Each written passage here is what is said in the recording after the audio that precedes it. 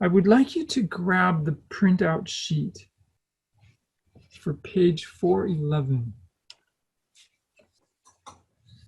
It should look something like this. Not something. This is exactly what it's going to look like. Now, I'm asking you to do the printout sheet, not the book. There is a book, page 411, but the book, page 411, isn't exactly what I want you to have. The book kind of led us astray. Led astray is kind of harsh, but the book kind of takes us, takes away some of our productive struggle with this problem, and I want it to be blank like this problem here. You just have a problem and blank space to work. And what we're going to do now is transition away from solving graphically to solving by algebraically. So we want to solve this problem by algebra. Now, what makes these things hard to solve by algebra? Well, what makes them hard to solve by algebra is the fractions. All right, so 5x equals 4 plus 3 over x minus 4.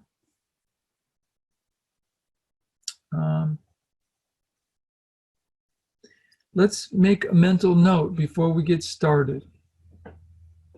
What is the domain?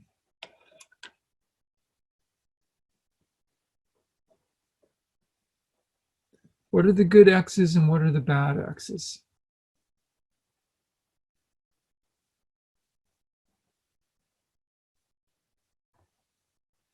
Well, there's only one fraction, and only one fraction can have, there's only one problem. 4. 4 right here. That's my only fraction. This can get messed up. X is not allowed to be 4. Okay, so what are the x values that cannot be used as solutions? These are the x numbers that I can't use. So x is not allowed to be number 4. Next, when we think about this problem, it's different than last night. Last night was just an expression. You just had two things, you add them or subtract them or multiply them. What's different today? The equals. You've got the left side and the right side and equals in the middle. Now, when you have expressions,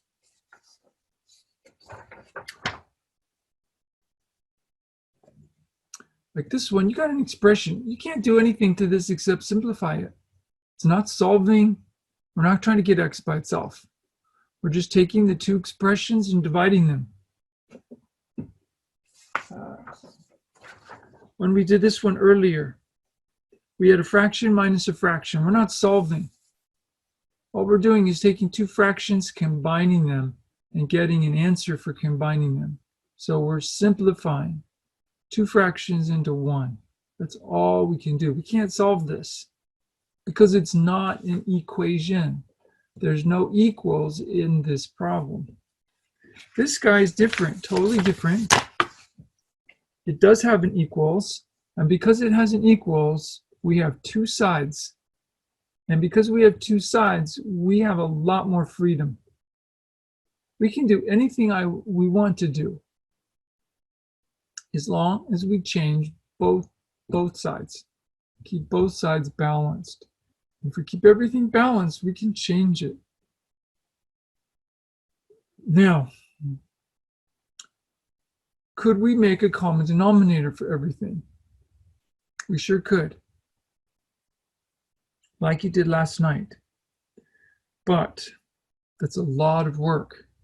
Now that we have an equation, that means making a common denominator for the right side and the same common denominator for the left side.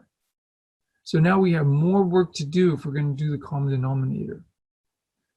And then when we solve, we're trying to get x by itself. Now it turns out because it's an equation, we have some more freedoms that we didn't have here before.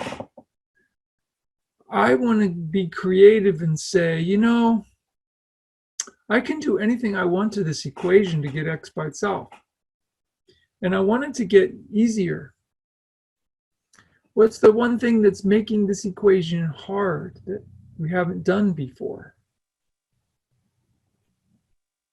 Fraction. Yep. I wish that fraction wasn't there. Would we multiply? Okay. If I multiply by x minus 4, what's going to happen to the fraction? It's going to cancel out. Yeah. It's going to Because wipe equals it 1. out. So we would have to do that to 5x as well. Yes. One more detail. When you multiply, you have to multiply with the distributive law. You have to multiply the whole side. Now this one's not a fraction, and that one's not a fraction. But if I times this, I have to times the whole side. I have to times everything. So that means distributing. This one times my first term, this one times my second term. So I'm going to multiply it again. And I'm also going to multiply it on the other side. So I've used the distributive law and I've times this on everything. Okay, wait, I forgot. Why am I doing that? Why do we want to multiply by x minus 4? We want to get rid of the fraction. Mhm. Exactly. This will kill the fraction. I really like killing fractions because it's like killing ants or killing cockroaches. It makes it a lot nicer not having cockroaches or fractions around. This equation is going to be a lot nicer not having fractions around. So let's do the multiplies now. Now 5x over 1 times x minus 4, nothing cancels. So I have to use the distributive law. Now some of you can skip this step, but I'm going to write it down so you can see my thinking. That's my multiply I have to do, but I don't need the one fraction anymore. On the other side, I have 4 times x minus 4. I don't really need the one fraction anymore. Now, when this one canceled, this became 1, and that became 1. And when I canceled, I have 3 left. 3 over 1. But I don't really need the 1 anymore. I'm just going to write 3. Where's the fractions? They're all gone. This problem is a lot simpler. Okay, so from here, this is like algebra we've done prior to chapter 10. Once the fractions are gone, we can do this algebra. We just have to get rid of parentheses and start solving here. So this would be the distributive law. So will that. And I will get 5x squared minus 20x. Here I'm going to get 4x minus 16 plus 3.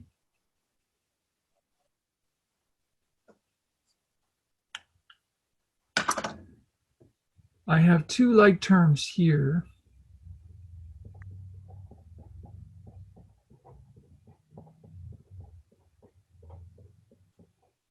So that becomes 13.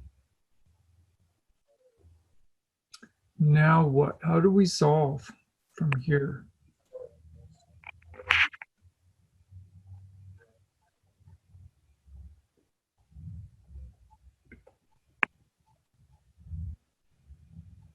Should we make it into a quadratic formula? Yes, indeed. It is a quadratic because it's second power.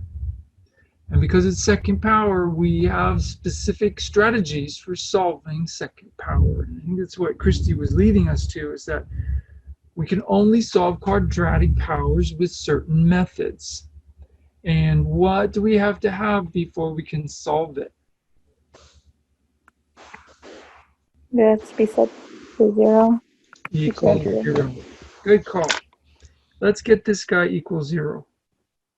All quadratic equations have to start out that way.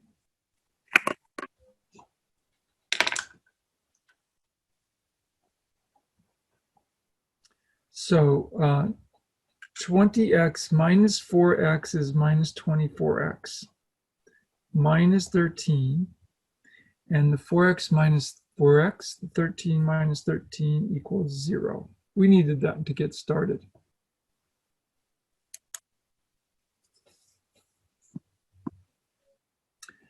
All right, it does equal 0.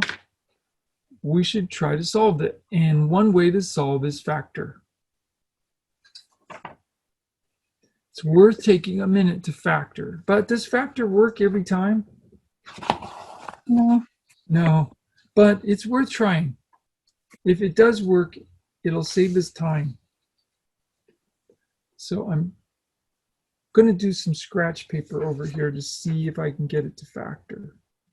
Now, one nice thing about this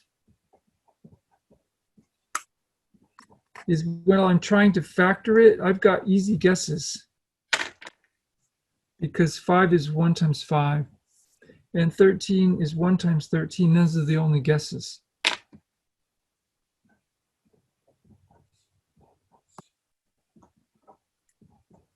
So I'm going to lock it down with 5x times x. Now 13, I don't know where it's going to go, first number or last number. But let's try a guess here.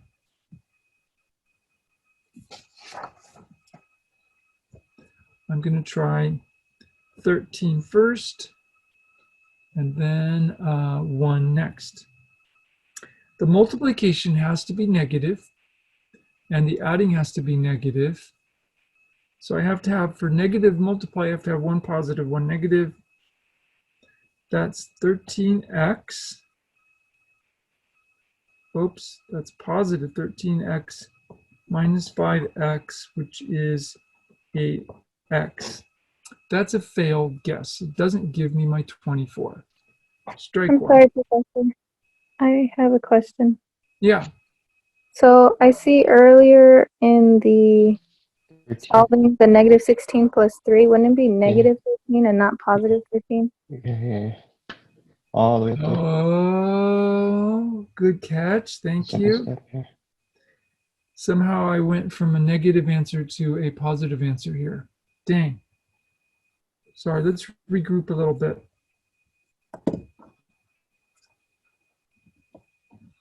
So you don't have to apologize for that, Christy. Thank you for interjecting. Minus 16 plus 3 is a minus 13.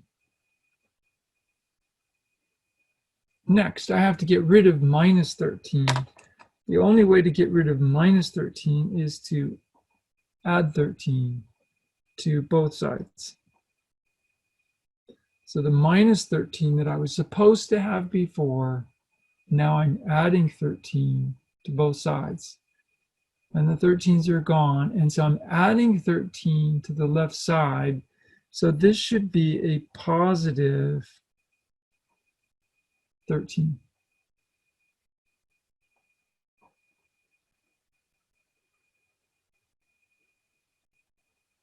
Now, if I have a positive multiplication, that changes my reverse FOIL. To get a positive multiply and a negative adding, they're going to have to be both negatives.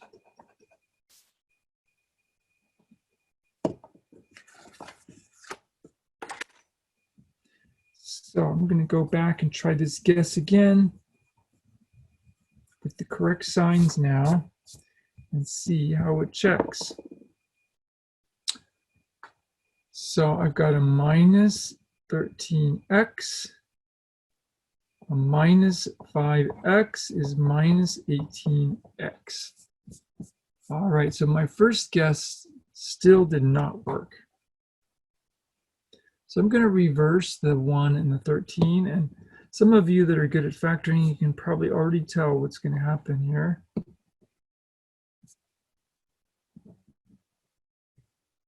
Now I'm going to go negative 1 times x is minus x. 5 times negative 13 is minus 65x. Wow, now I'm way off. Minus 66x. There's no more guesses. 13 only had one way. It was 1 and 13, 13 and 1. This is it. So what we just learned here, can't factor. Oh man, now what?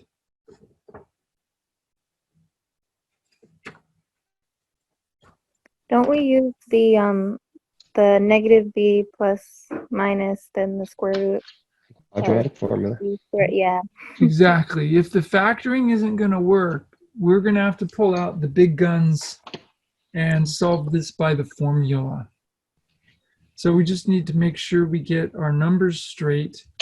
A is 5, B is minus 24, and C is positive 13.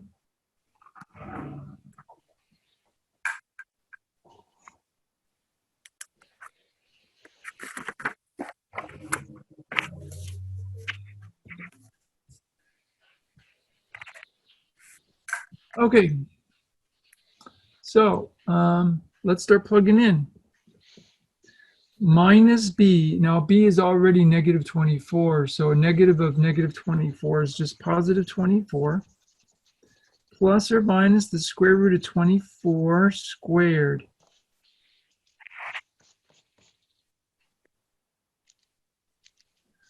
Minus 4 times my a number, which is 5, times my c number, which is 13,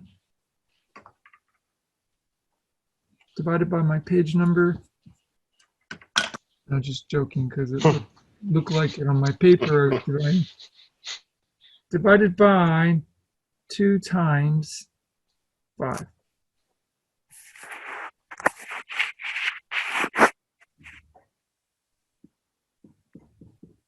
that a negative 24 or positive 24?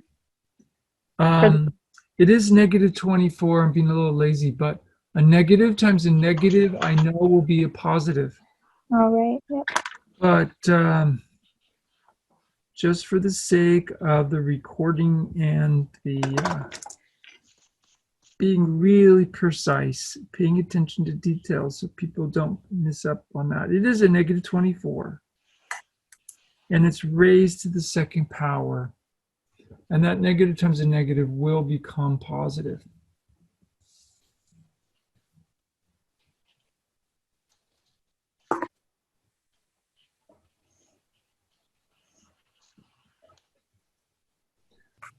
Okay, inside the square root, this is a really important place. This is where if students are going to get this quadratic formula wrong, it's most likely happening inside the square root.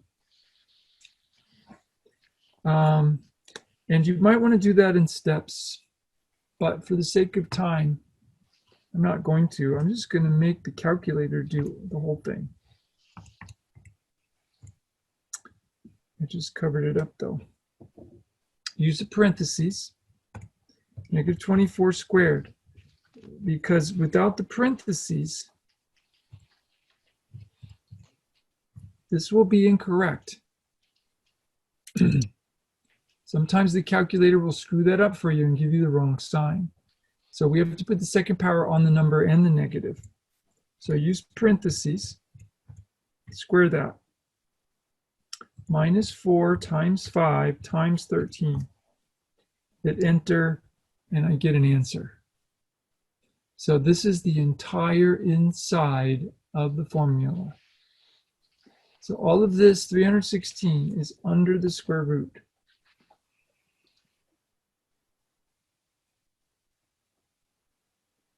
And now we're ready to get the next answer. Let's get an exact answer. Does 316 have any perfects in it that we could factor out?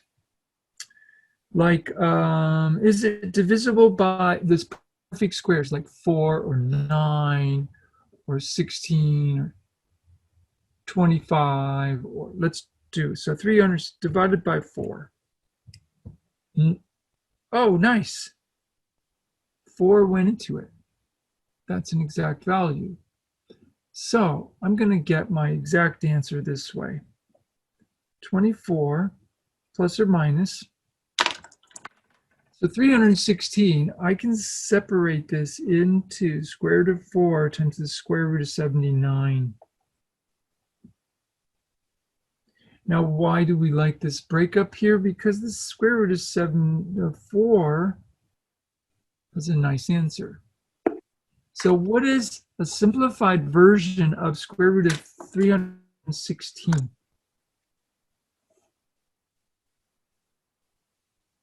Well, it's a square root of 4, which equals 2. 2. Square root of 79 is stuck. This square root is not nice. So we're just going to leave it as a square root of 79. And this is all divided by 10. Now think about the distributive law. I can divide by, what's a number that I can divide and distribute the division into all 3 parts? 2. 2. So I'm going to cancel 2 and get 1. Cancel 2 and get 5. Cancel 2 and get 12.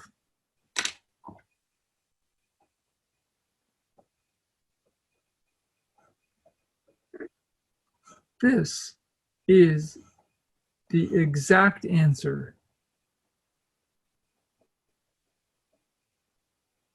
to our equation.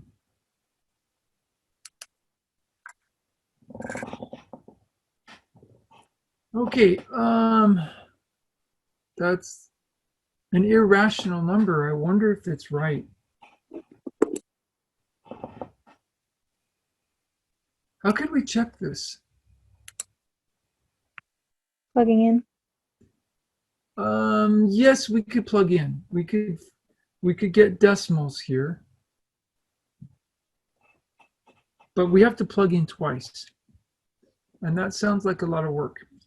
But let's get the decimals anyway. We'll practice another part of, this is chapter 9. No, this is chapter 8. You had a test on this one already. Solving quadratics. And you did this. You turned that into a decimal. It's a fraction, so use parentheses. Parenthesis around the top. 12 plus square root of 79. Get out of that square root. Put a parenthesis to finish the top. Divided by 5. And I'm going to get a decimal round off.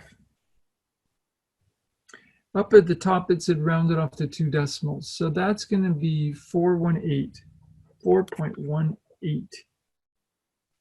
That's only one of the 2 answers. I need another one with the minus problem. So I'm coming up, grabbing the problem, and I'm going to enter that on the command line and hit minus, and I get 0.62 is my other answers. These are the answers as approximates. I'm still wondering if they're right. Now, what Christy mentioned is, well, we have these. We could plug this one in to the original problem and see if the math makes the 2 sides really equal. And if it does, then we have confirmation that this one's right. And then we could plug that one in and to both sides and see if both sides come out equal. So plugging in is a strategy. But what's another way to check to see if these answers are right? And we can graph. We can graph, exactly.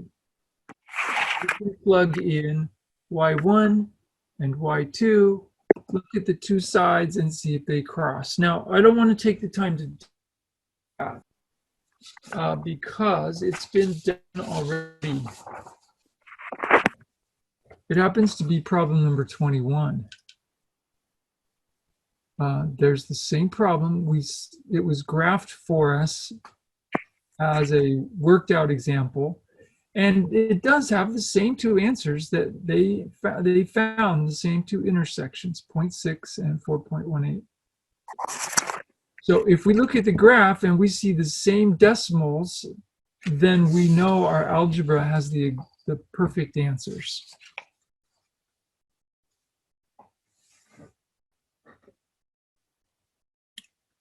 Okay, so let me pause for a second. This is involved. There's a lot going on here.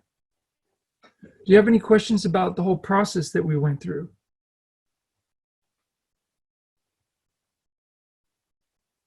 Now, I want to look back. Looking back, I want to learn how did we get there from where we started? It started with an equation that had fractions in it. Equations with fractions in them are hard to solve. How did we get going on this? We eliminated the fraction. I like that word, eliminated. It's not necessarily the reciprocal, but we are eliminating fractions. We are clearing all the fractions to make the equation easy. We are killing all the fractions. And the way you kill fractions, the way you clear the fractions is you multiply. Multiply everything. That's the distributive law. I have to distribute this times this one times the next one, and this one times the other side, and distribute. So it's the distributive law. I'm multiplying all the parts, multiply everything by the least common multiple. Now, this is a different strategy than last night. Last night,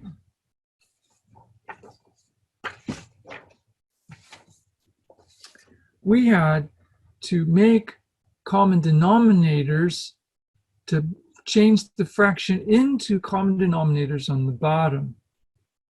So we actually made the problem worse. We made all the fractions bigger and worse.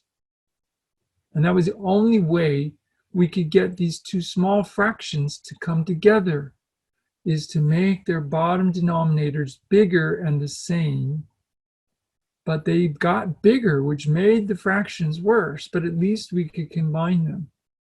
Here is a totally different idea. We're not making common denominators.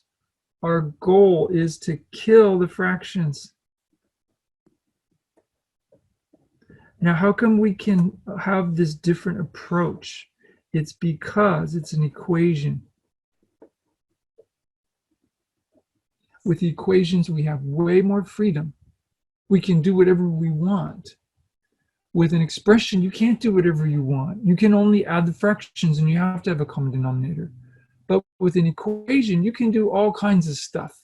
As long as you change both sides the same, you keep it balanced and you can solve it. And I want to kill the fractions, because once the fractions are gone, this is much easier. This is very abstract stuff. I know it is, like I mentioned with the adding fractions.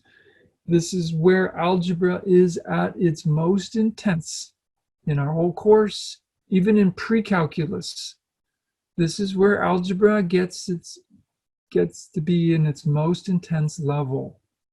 And so it's just a matter of practicing with it and getting better at it.